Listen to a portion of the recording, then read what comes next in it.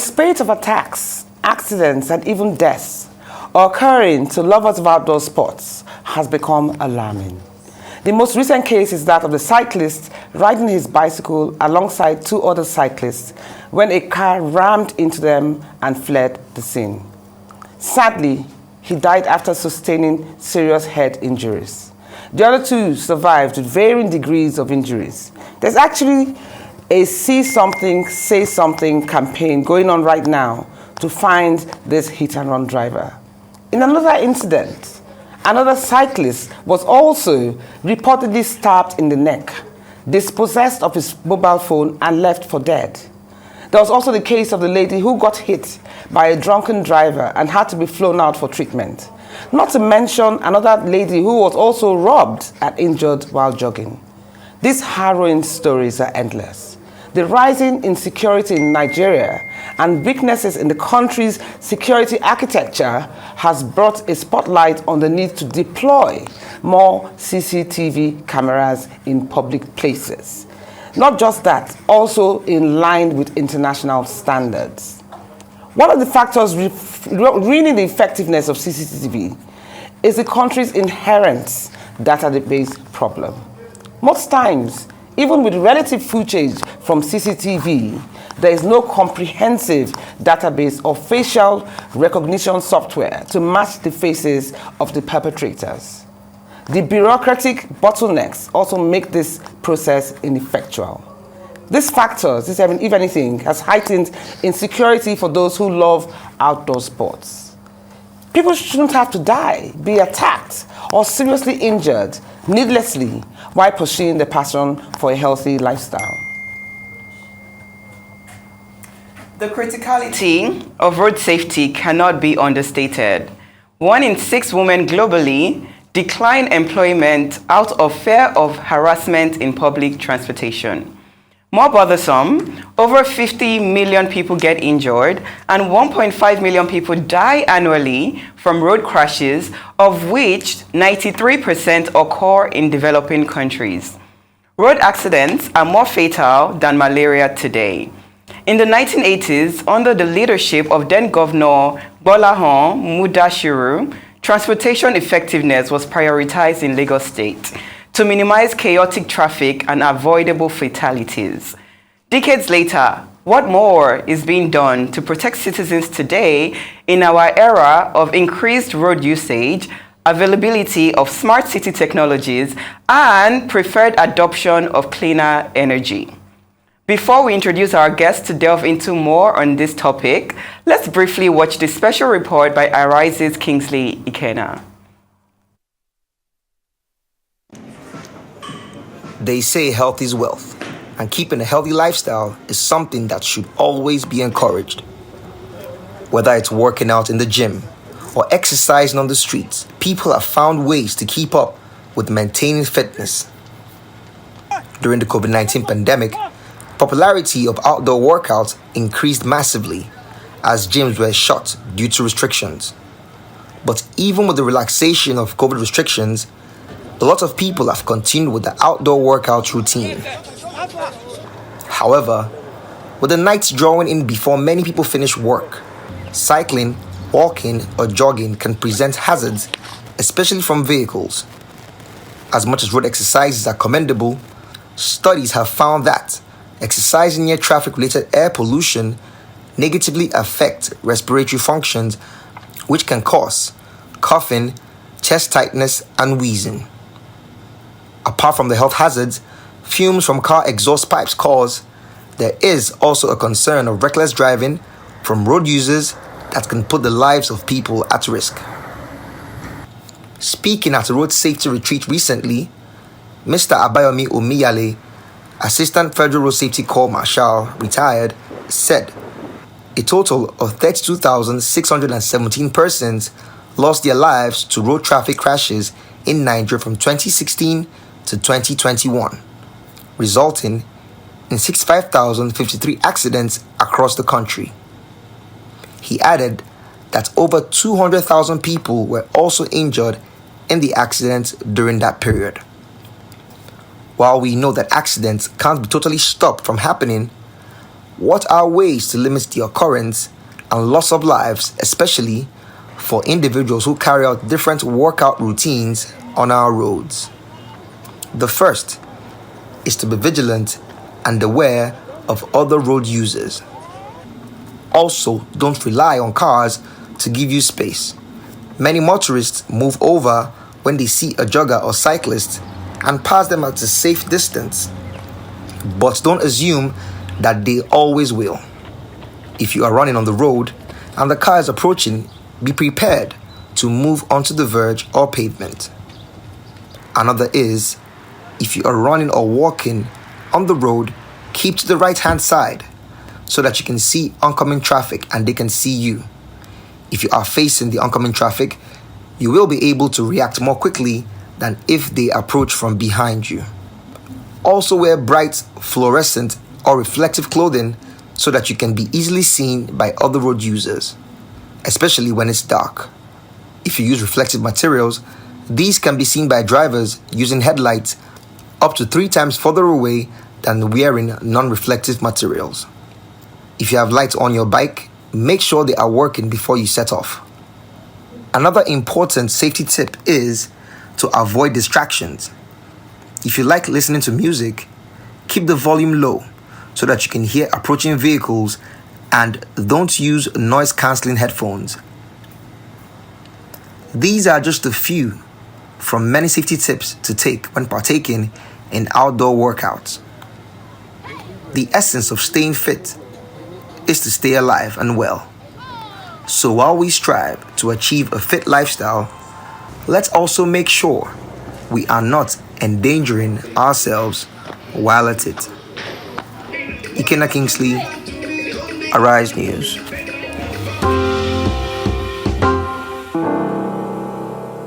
Troubling matter of increasing road fatalities in Nigeria are 2 great individuals, one of them being Jide Oduyoye, a former general manager of Lagos State Transportation Management Authority. And the other is none other than Temitope George, the captain of Psychology Cycling Club. She's a lawyer with many years' experience in the private and public sectors, including the Lagos State government and renewable energy consultant. Great to have you both. Welcome to Perspectives. Nice to have us here. No, especially you, Jide. My co-host has warned you. Everything that you have said, yes, off air, you must say it. Everything I've said in the closet, right? In the closet. In the closet. So welcome, you guys. But Jide, let me start with you. This issue of CCTV cameras, do we have enough on our roads? Number one. Number two, even if we do, which I'm sure is not enough, even if you do have, or have some on the road, what is the process of finding a hit-and-run driver? Because I hear your database is clogged with bureaucratic process and things are very slow to come to fruition. Secondly, another thing I want to also ask you: why don't we have breathalyzers? Why can't? Because most of these accidents, if we have to admit, most of them, I'm sure, 90% of them are DUI. So please expatiate or explain to us why. Ruth, you've kind of like asked a question right now as if like one is going to do a PhD. There's a lot to digress, a lot of issues to bring to the fore. You talked about CCTV in Lagos State. Now, other states as well, not just Lagos. Well, we'll just say, let's start with Lagos State, right? Because Lagos State prides itself as being, foremost, most important when it comes to technology or even leadership roles, right? But it's contestable. Okay. But let's just say Lagos State as part of Nigeria. Yeah. The number of CCTV cameras in relation to real junctions in the state is nothing to really talk about right now. However, I say that from a factual point of view. But then if you talk to someone in government, they will probably sort of like scoff and just like, what are you talking about? Do you know where we're coming from? You see, what I find about us is that instead of dealing with real facts, like where we're supposed to be today, we begin to make reference to the bad portion where we're coming from. So if you ask now, how many CCTV cameras do we have at junctions? Let's just say somebody will say 15% and say, but we've tried. Why do we always say we've tried? 15% is just nothing. It's a because joke. it cannot deal with anything real. with the way we drive. So I say to you that there should be responsibilities across the board and there should be consequences. And as we have a discussion, we'll break it through. What I mean by responsibility, ask the question, how responsible are those in government in dealing with validity of a Nigerian life, whether in Lagos or anywhere else?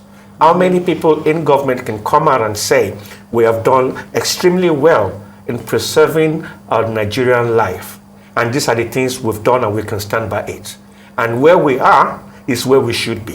Don't come out and say we're trying, because such language covers a whole lot of deficiencies, a lot of inactivities and stuff like that, right? The second bit about government too is like, what is the mission and the vision towards sustainable life expectancy in this country? Now, when you put CCTV camera, what did you put it there for? Is it to prevent the sort of accidents we're talking about? Or is it to checkmate those that are violating so that we can find them? I'm not saying it's not important, but I'm just saying, what is the real mission? And I think any responsible government should validate every single life in this country. And everything you do is because you respect a right to live. Absolutely. But if you're putting things down from an economic or financial point of view, then you defeat the whole purpose, which is where we need to question government about the purpose of integrity. Now, government, have you passed or have you failed? Right now, I would assess that from a safety point of view, in this country as a whole, the government in its entirety have failed abysmally. Now we come to the people. Because the government has to be leaders and rule the people.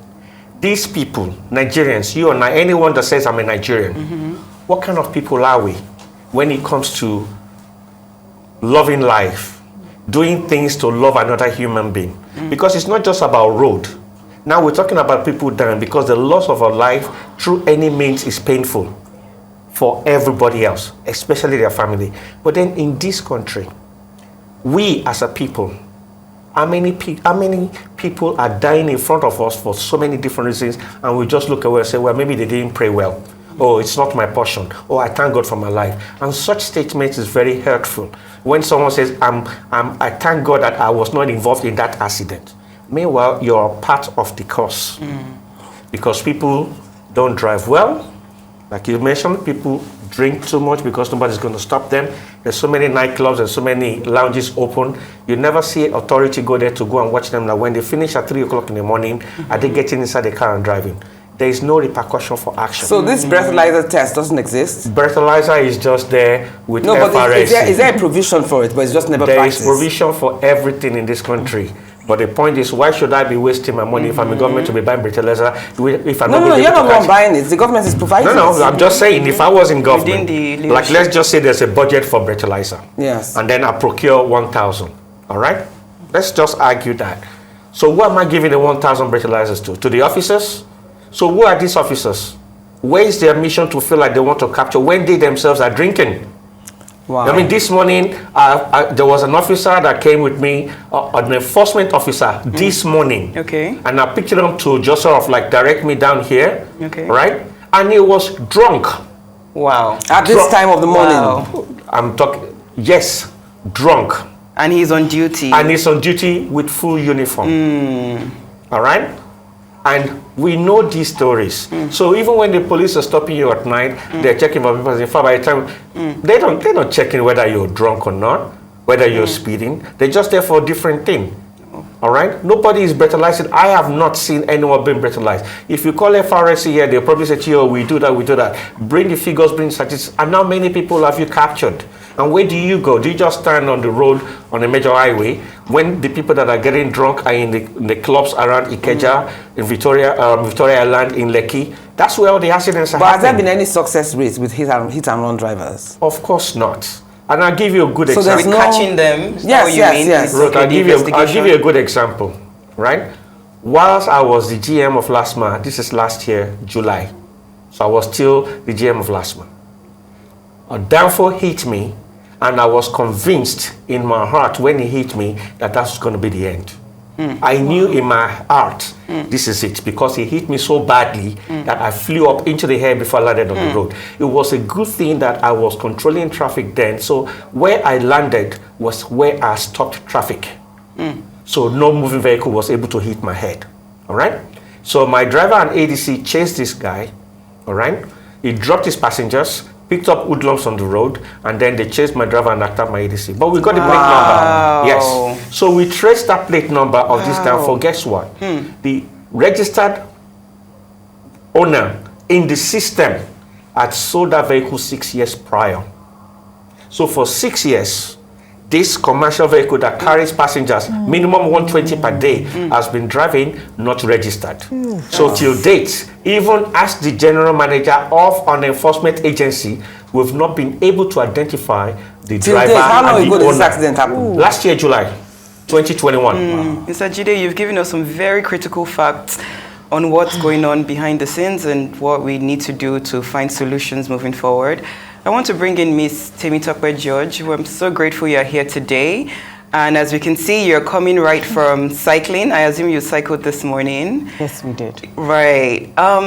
We're in the same cycling club. We are. Right. And I haven't cycled since the accident on Bodylon, whereby we lost a soul and 2 others were injured. It's been, you know, a bit heart-wrenching. But I want to ask you, what's the passion for driving? Speak about your passion, speak about what has given you the strength to continue cycling, and what do you think we need to do moving forward in terms of safety? Okay, thank you, Tura. And it's good to see you again. The last time we saw was at our members induction. Yes. Members induction.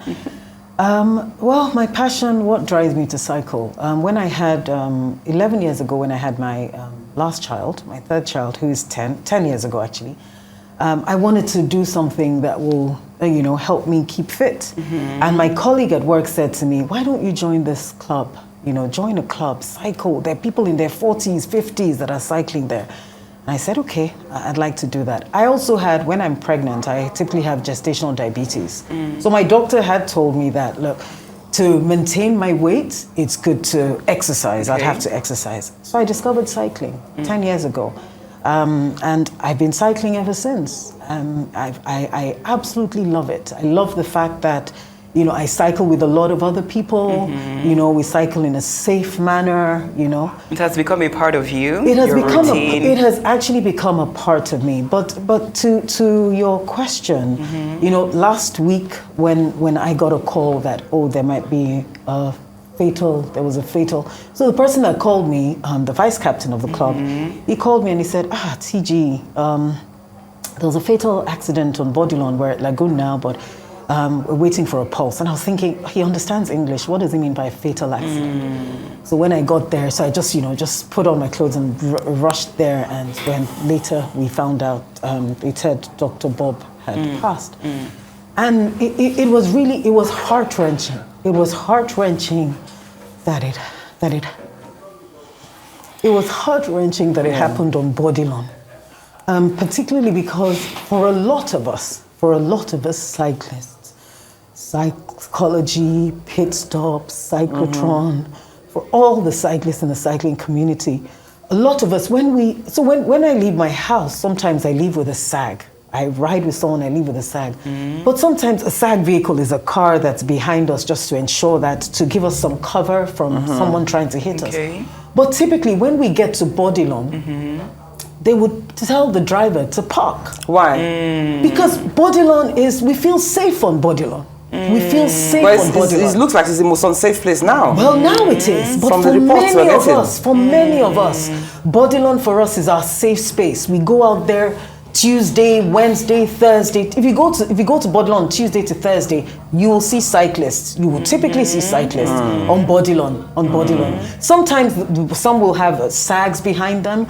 On occasion, you will find I used to cycle alone on Bodylon. And my husband would say, so who did you cycle with this morning? I'm like, excuse me, everybody was out on Bodylon. Because if I go on Tuesday, Wednesday or Thursday. At what time? What time? So normally? between 5 and 7. In the morning? In the morning. Okay. Between 5 and 7 a.m. in the morning. Okay. Can you tell us some of those safety procedures that has helped you that would help some of us that have said no more cycling, Even to more, get back into it? Even What would more, help us not be just their safety, comfortable? what you want to add to your You producing. mentioned Yes. music, lowering it. In fact, before Temitope goes into what should happen, I want to specifically mention that I am very concerned that even cyclists would refer Bodilon as the safe haven, and these are the factors. You see, Bodilon on its own, it's a dual carriageway. Yes. And hardly does he have any lay-by for other road users. When I say other road users, I'm talking about the truck pushers that you find there. I'm talking about the kabu drivers that will just park adocly. I'm talking about pedestrians. pedestrians. Maybe they have a bit of a walkway, right? So we leave pedestrians out of it, right? And then we're talking about the commercial vehicles that will just park. So now you have a narrow dual carriageway, and it is bendy. Okay, is that bend? I hear that bend. Oh, it's not just one bend, Ruth. There are plenty of bends, all right? And because of the way we behave, because of our no caring attitude, people go through the bend and they don't know how to hold the steering and stay within lanes. Especially when you're under the influence. Right? Even without influence, if you just go there and do a video capture, you will see that a lot of people, when they drive on that road, they at least stay within the lanes. Wow. Why? Because they can't hold their steering and they're worried about the median. The median, which is so they're more worried about their vehicles than the other road users. So when a cyclist is on Bodilon, all right, two things happen. If you're a sensible driver, you keep them away, just give them one lane because of the bend. And a good driver is that always calculate that just in case the cyclist falls over or staggers a little bit, they need that room to readjust. But if you're driving so close to them, right, and that sort of thing happens, you're going to hit them. Wow. All right? And so all of those things, but what is clear is that the respect for other road users, especially cyclists, needs to change. I think so. That's right? major. I think we need to change this attitude that the only real people in Lagos are car drivers. Correct. Yeah. We forget that there are human beings on the bicycle. It's not about I can afford, can't afford. I can choose to be a cyclist and it's my choice. I have a right to be on the road. And every driver in this country must understand when they say public highway, when they say the road, it means for everybody, not just you. But it's the implementation of those rules that is the problem. There has to be a structure before that can happen. When you say implementation, it's implementation of the rules that's the problem. But we've got to be honest, we cannot have a society where the only thing you do is just enforcement rigorously. You expect the citizenry to understand that this space is for sharing. Because the government can't be everywhere, even if you have CCTV. Even in America, in Atlanta, and in London, people are still jumping lights and they get prosecuted, right? Which changes the tide, all right? So we know that helps because the CCTV around Ikeja now, where the government has put in there, people are behaving themselves because they're being sent notices to come and pay. So we need more So it helps to change attitude. But I am saying that the government itself needs to be proactive and be strong to protect cyclists like Temitope and the group. Where, okay, you have Bodilon. Why can't you just decide that the right lane can only be for you to turn off from Bodilon and just for cyclists? Wouldn't that affect the flow of traffic? Right. Well, that is what I'm saying. When people say traffic, what is traffic?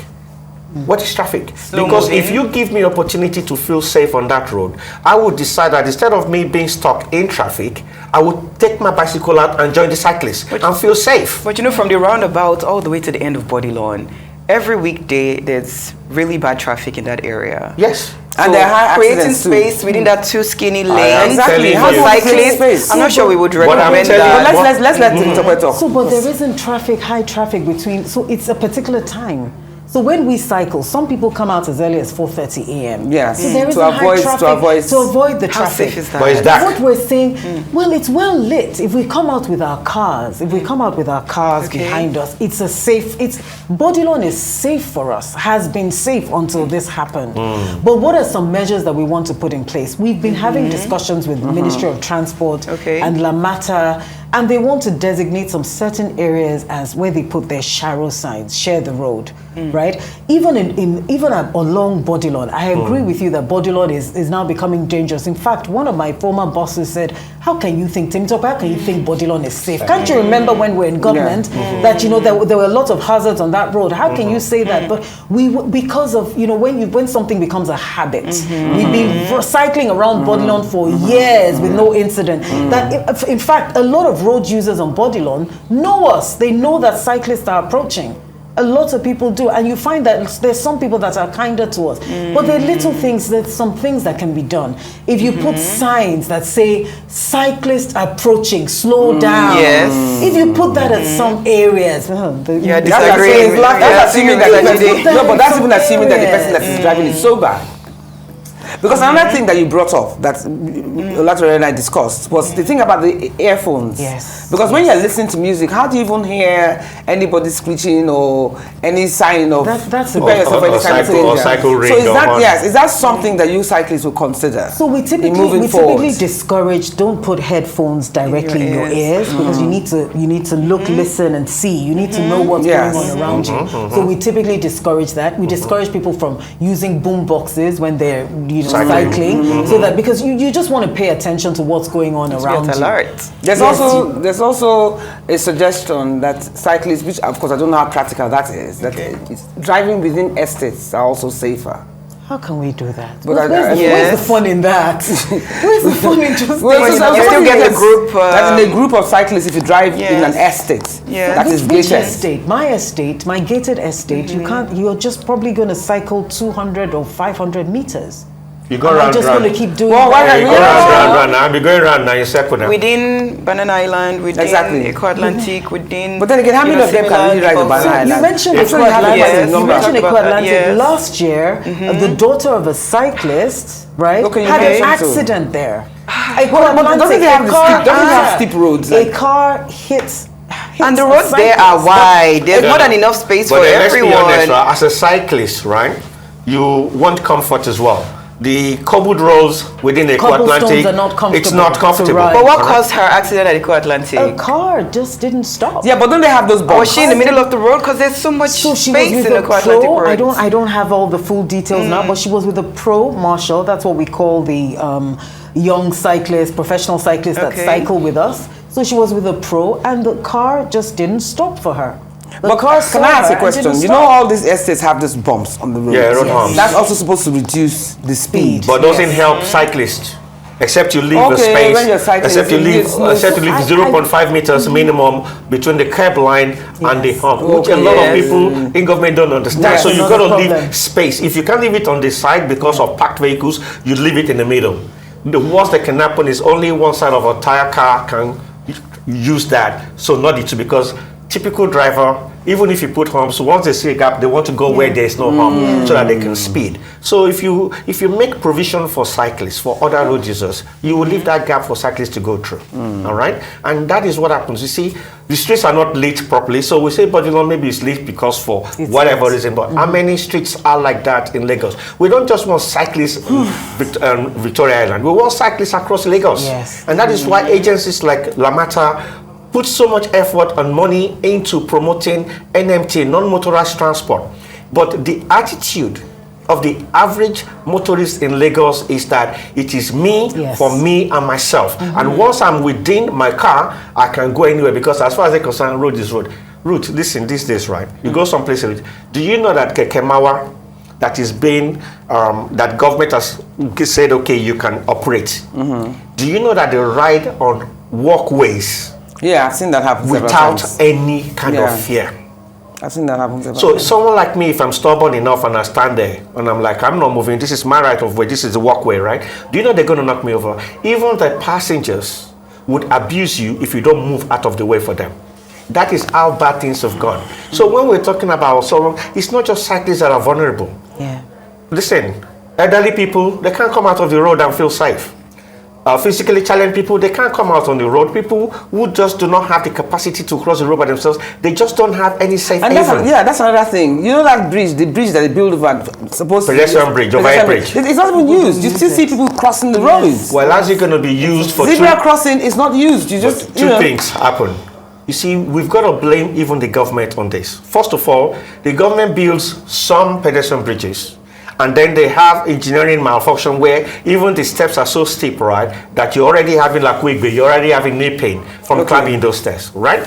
The second thing is that in less than 3 months, out of the blue, people have started selling on the thing. Oh God. So you get harassed, and then the light bulbs go. So when it's done, those people selling. Did they pay?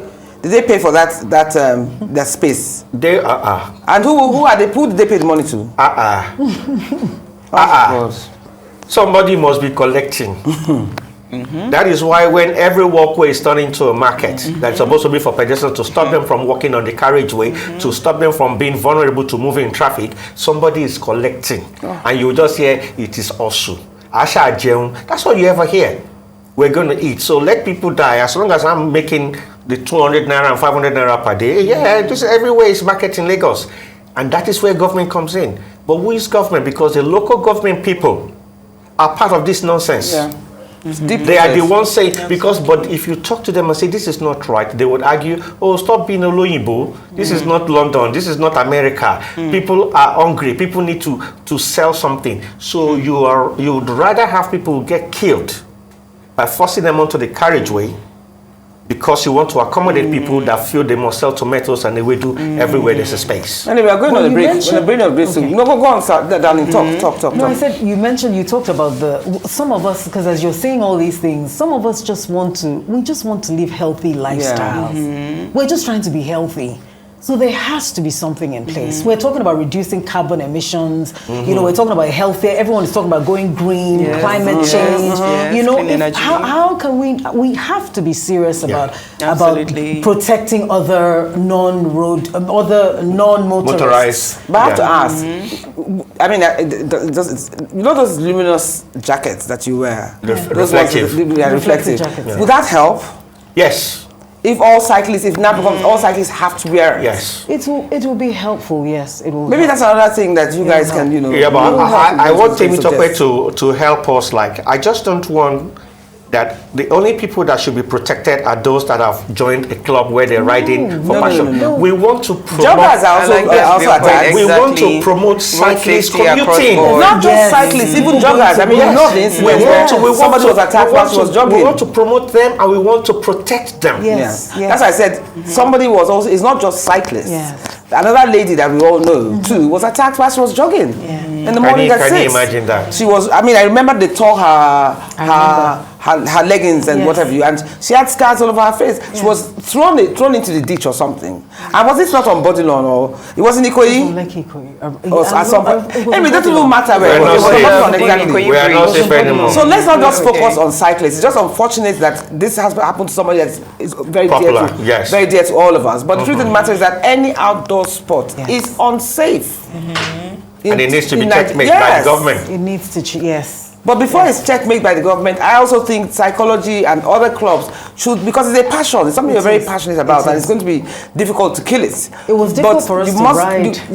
You must find you must decide on extra measures to take. We are. If it's something that you must now take on, you must now, go the extra mile, because the only people that can save you are yourselves. Yes. Absolutely. Anyway, we're going on a break right now, and we'll be back in a moment with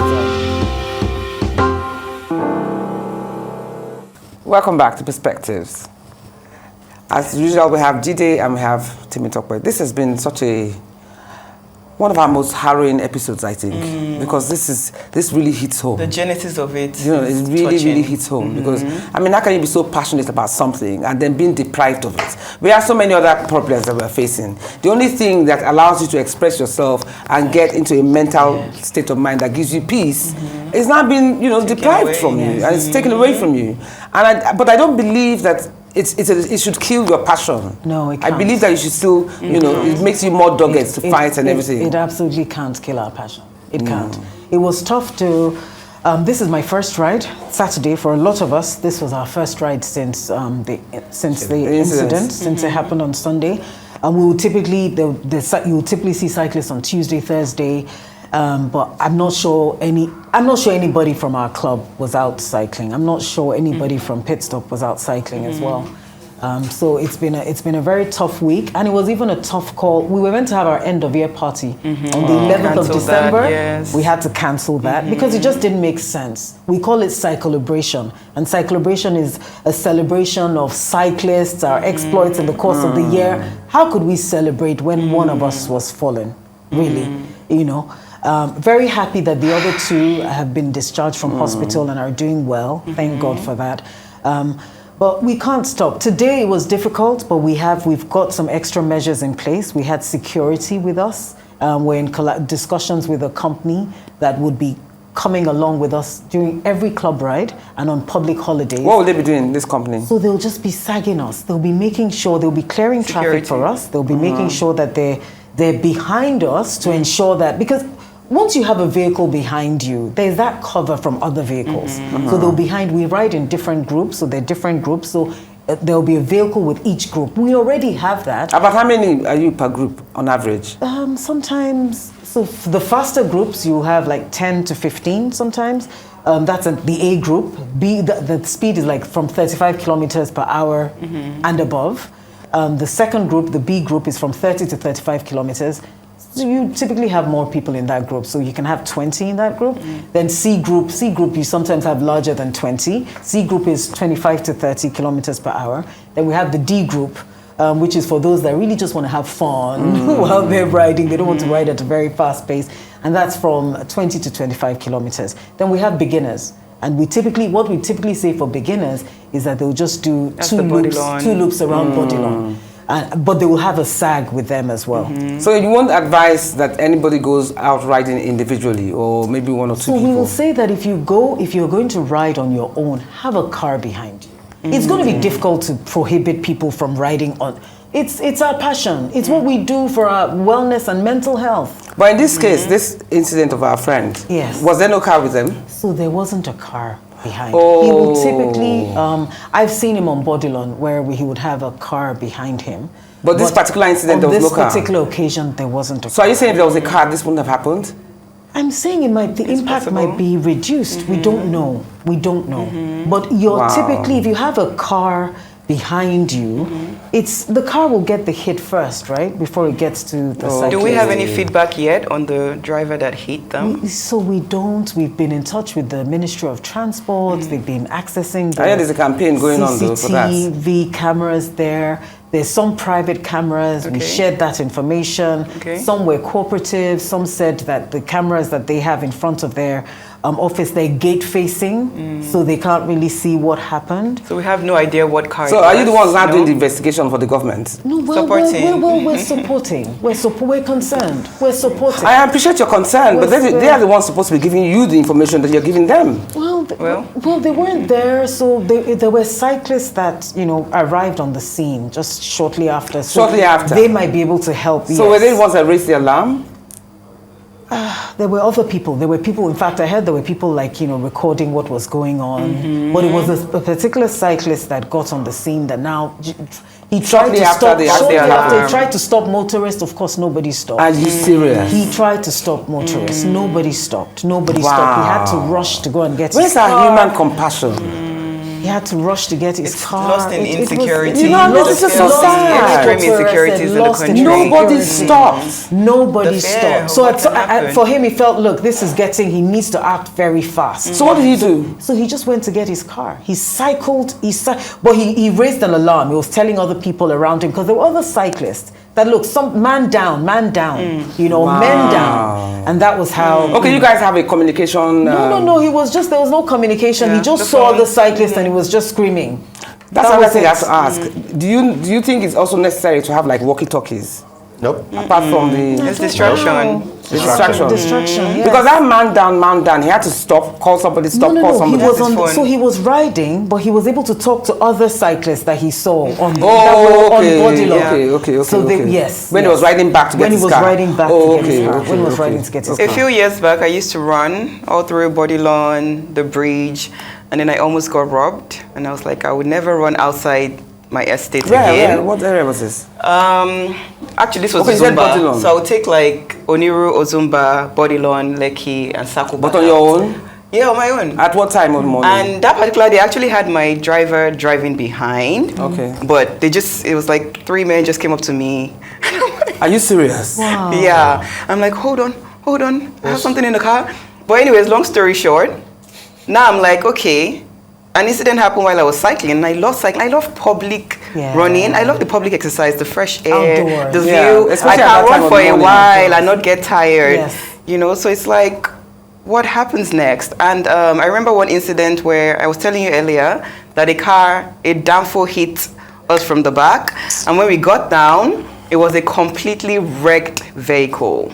It was a vehicle that did not need to be on the road whatsoever. Should have been crushed. Yeah. Long time ago. Long time ago. Held together with the hairpin. But we have thousands of those on the road carrying innocent Thank passengers, you. don't we? And all I wanted to do at that point in time was call a government agency and say, please, I'm begging you, help this man. I know he's driving his Danfo to make a living, so I don't want you to take it away from him, but help him.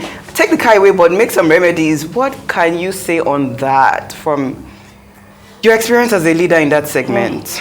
Well, I'm just saying that really and truly, from the time I knew sky was blue, we've had Danfo running as public transport vehicle.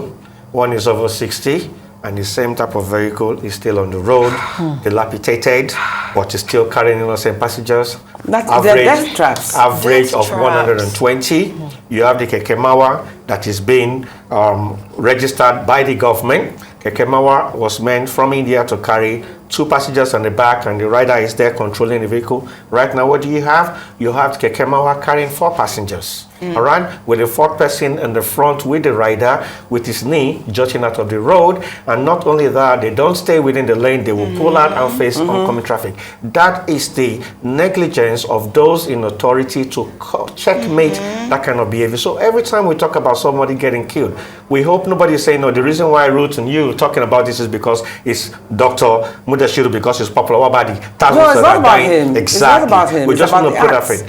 And I will just go quickly back to, you need to, psychology and the likes, you need to do a proper assessment from a safety point of view, because you are in Lagos, all right? Having a car behind you, I can tell you from the psyche of the average Lagos driver, is that he's already angry Yes. that a vehicle is slowing him down. He doesn't know that the vehicle is protecting a Protecting cyclist, all right? cyclists, So by the time he gets behind him and he overtakes him, he pulls out immediately out of annoyance. Yeah. And then when he pulls into the road, the cyclist is there. Can the car People like have, Temitope. can the car have some God bless you. I was signal just or sign or God something bless you. to show that this is what Listen, he's doing? in fact, sometimes it's You good already heard that Elena plate number just say, we are sorry for the delay. It goes a long way because the Nigerian driver is already angry, So have a already sign. irate. Have a sign behind the car. The car protecting you at the back, like, listen, we're sorry for the delay, cyclists in front. And like, at least he said sorry. Yes. That can help. Okay, psychologically, yes. Yes, because we're just so angry.